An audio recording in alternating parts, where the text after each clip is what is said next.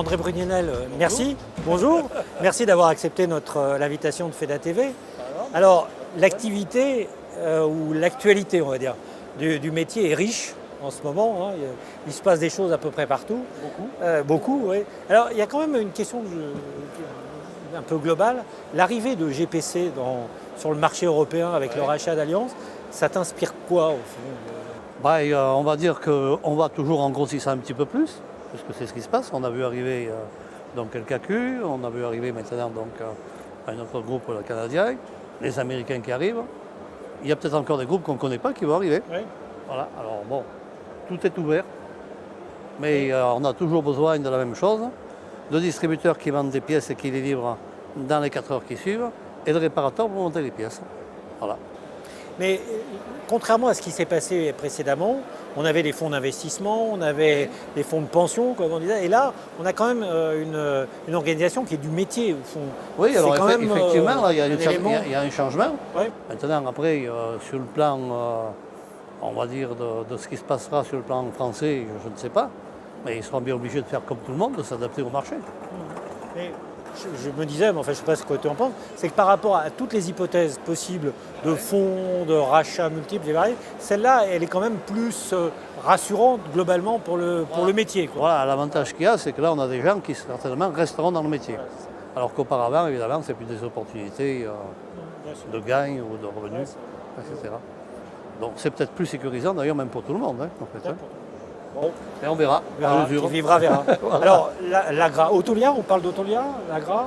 On peut parler d'Autolia, on peut parler d'Agra. Parce que bon, il y a énormément d'initiatives. Moi, je suis même, je dis comme ça, mais sincèrement épaté. Agra reprend des plateformes régionales. L'entrepôt de Dessines continue d'être efficace. Donc tu as vraiment un projet qui tourne autour de la logistique. En fait, l'entrepôt de Dessines plus des plateformes régionales. On sait que de toute façon, pour l'avenir de la distribution, le gros problème qu'il y aura, c'est la mise à disposition des pièces. Donc si on n'est pas capable de mettre à la disposition des pièces au minimum dans les 4 heures qui suivent la commande, on disparaîtra. Donc à partir de là, il faut mailler tout le territoire de façon à être capable de livrer ces pièces partout en France. Et ça, c'est l'avenir de la distribution. On a PSA qui aujourd'hui, bien sûr, dans sa démarche, crée aussi des plateformes. Donc c'est une offre pléthorique qu'il y aura et c'est ceux qui seront les meilleurs dans le service qui gagneront. Et les plateformes PSA, justement, tu les ressens sur le terrain? Pour l'instant, pas encore beaucoup.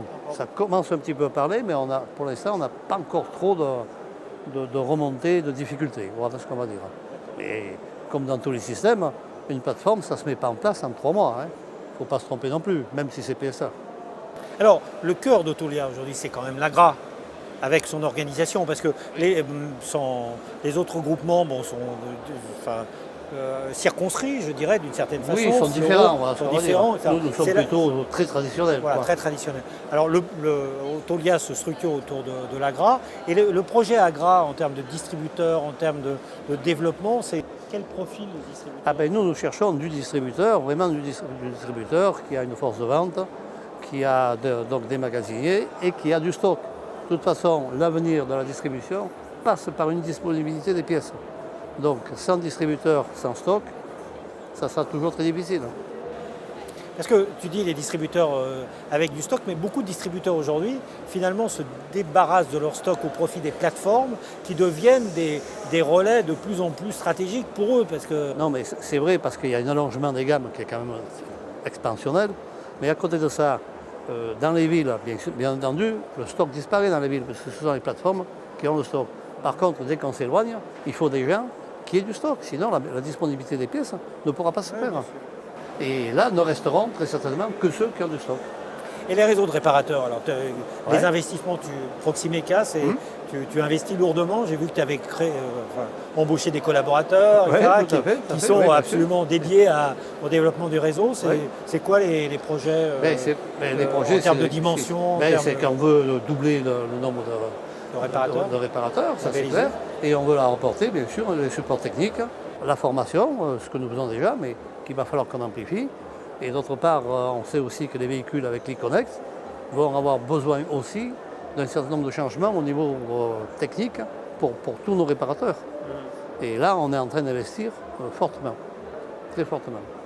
Et alors, les réparateurs Proximeca, il y a une préoccupation, mais pour tous les réparateurs moi, que j'ai depuis longtemps, c'est l'évolution de la motorisation. Dans quelques années, un réparateur devra être capable de maîtriser le diesel, l'essence, l'hybride, l'électrique, principalement.